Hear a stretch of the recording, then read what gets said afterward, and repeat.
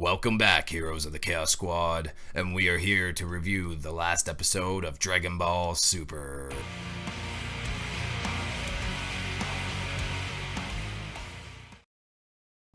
Welcome back, guys, and here we are with Chaos Reviews to review the latest episode of Dragon Ball Super, episode 92, Emergency Development, the incomplete 10 members. So, we start off the episode with Boo snoozing away as Goku has arrived there, and Goku's like, Hercule, what the hell happened? You know, last time I seen Boo, he was super motivated, he was jacked, he was thin, he was ready to fight, and now he's back to fat Boo, what the hell? And he's sleeping. Can we do anything at all to wake him up? And Hercule's like, no, he sleeps maybe 2 minutes usually, but every once in a while he does a thing where he falls asleep for like 2 months, and there's nothing we can do. First thing that crossed my mind is maybe wave some chocolate under his nose or punch him in the face, but I guess that doesn't work. Beerus is watching through Whis' staff, and he's pissed. He's like, I'm gonna come down there and beat the shit out of this guy. He's like, I'm gonna go show Majin Buu. He screwed us last time, and he ate all the damn pudding, he fell asleep during the test, he ate all the pudding, licked all the cups. Screw this guy, he really pisses me off. So anyways, Hercule is like, dude, I have the greatest solution of all time. The biggest hero of Dragon Ball Z, the one who defeated Cell, the one who defeated Kid Buu and Majin Buu.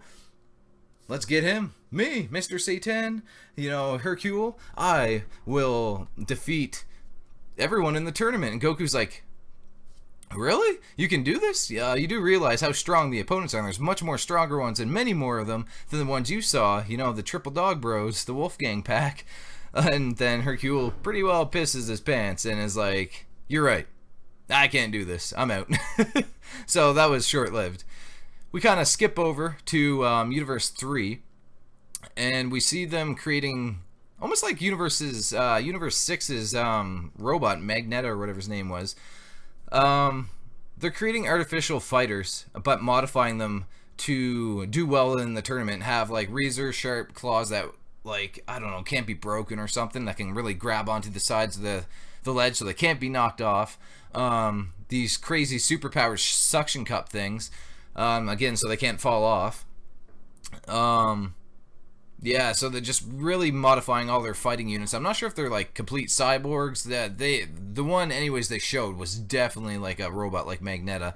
The ones in the background with the red glowing eyes and stuff, I'm not sure if they're just gonna be like some kind of biological like kind of half, like almost like an android, like a humanoid kind of thing. I'm not sure, but anyways, we kind of skip over to Gohan, where he's getting flack from Beerus, like, you're the captain, you gotta pick somebody to, replace Boo. And he's like, my dad will do it. Pretty much after he says my dad will wake up like Boo, Goku comes back and he's like, he ain't waking up. And then Gohan's like, well, shit, I look like an idiot. But another kicker is everybody has figured out that Goku lied to them about the 10 million Zenny. Krillin and number 18 drop out. Krillin's like, I can't believe you didn't trust me to know that the universe was at stake and that money would motivate me, and then I'd be too scared to fight if I knew the universe would be destroyed. And Goku's like, well, I'm wrong, Krillin? Like, that's great news. And Krillin's like, no, you're not wrong. I'm not fighting. And then he's like, but Krillin, kind of talk some sense into him that the universe, everything's gonna die. I need you. Remember back in the day, me and you fought side by side, blah, blah, blah. You're not necessarily the strongest or whatever, but I need your good head, your technique and your intelligence and your fighting skill in the ring with me. We need to make sure that the universe survives. And eventually he talks it into him and kind of like, you have to do it. And then Beerus is like, man, if all you need to do is be scared, how about this? Like, I'm gonna destroy you, and powers up a big energy ball. And then Krillin's like, I'm going to do it. And he's like, geez, I wish I knew that's all it was going to take in the first place. So then we kind of skip over to where Kaba is teaching, I want to call her Khalifa for some reason. I'm going to call her Khalifa, but I think it's Khalifla. I'm not really sure how you pronounce her name. Anyways, let's not stumble upon that too long. He's trying to teach her how to go Super Saiyan. And you kind of see him poking fun at her, trying to make her mad, like blockhead, blah, blah, blah. She's like, what the hell are you doing? And he's like, well, Super Saiyan, when I was taught by this man named Vegeta, it comes from anger and stuff. But then she was like, well, you got to get angry all the time. He's like, well, no, once you figure it out, it's like this tingly feeling in your back and whatever. And then she's like, well, can I just go from the tingly feeling in the back? And he was like, I don't know, maybe you can, but I don't think so. I'm kind of new to this too. So she gives it a shot. Almost goes Super Saiyan like Trunks in History of the Trunks, where he kind of like blinks at it a few times, almost has it.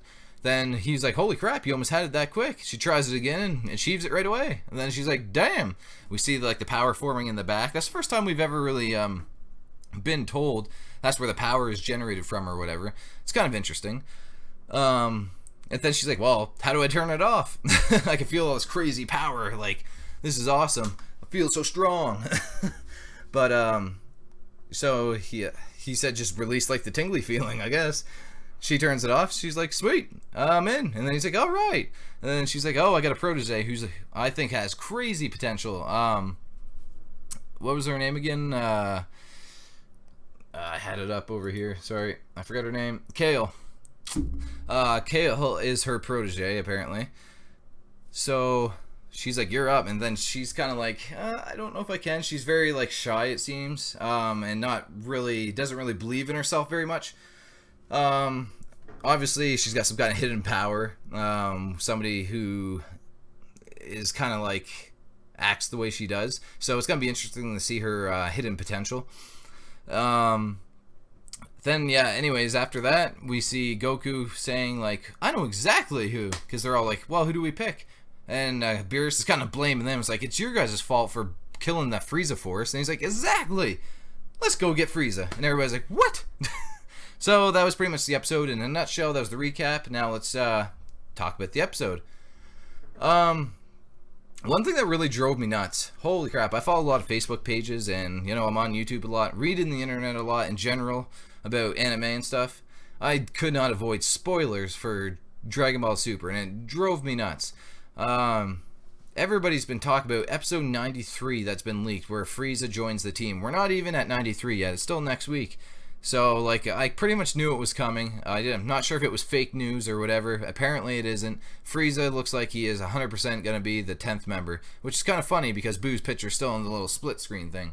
But yeah, that really pisses me off, you know, people, like, I don't know. It's kind of cool that, you know, some people love it so much they can't wait, and that's why they go looking for spoilers, but that's not my thing. I like to be 100% surprised and kind of guess myself and stuff like that. And usually I'm very good at avoiding spoilers, trailers, or whatever. Like, I haven't watched the new Game of Thrones trailer because I want to be, you know, kind of a surprise. So, anyways, kind of ruined what's going to happen in the next couple episodes for us. So, obviously, I think the next episode is going to be Goku somehow going to hell, or they wish Frieza back, or whatever they're going to do to entice him to join Universe 7's team, and maybe tell them, you know, there's a version of you out there who's kind of like a crappier version. Do you want him, like, rolling around kind of thing and putting a bad name on you? In the end of the day, he's probably going to join, is what I'm thinking. So yeah, that was my little bone to pick about, like, the internet in general, and then, like, however those spoilers got out there kind of pissed me off. The episode was pretty good. We're still developing towards the whole tournament. It's, you know, it's kind of funny how much time has progressed so far through Dragon Ball Super, but these last few episodes waiting for 48 hours has been insanely slow. But it was a good episode in general. We got to see, like, I don't know what happened to Boo, how he got so fat again and, like, out of shape, but but it was really cool seeing, you know, Khalifa going Super Saiyan, and Kaba, and seeing the other universes getting prepared a little bit further and seeing exactly what's going on over there. One thing that kind of is driving everybody crazy, and yes, it kind of even drove me crazy a little bit, is that Khalifa and Kaba, and I'm assuming Kale is going to go Super Saiyan within like 2 seconds as well. But then again, you'd have the people complaining that Goku took like 2 months to go Super Saiyan in the Frieza arc. Do you want to go through that with each one of these Saiyans? I guess they have to kind of like speed things up. Things have progressed, and also they're not from the same universe, so maybe things are a little bit different for these group of Saiyans on Universe 6.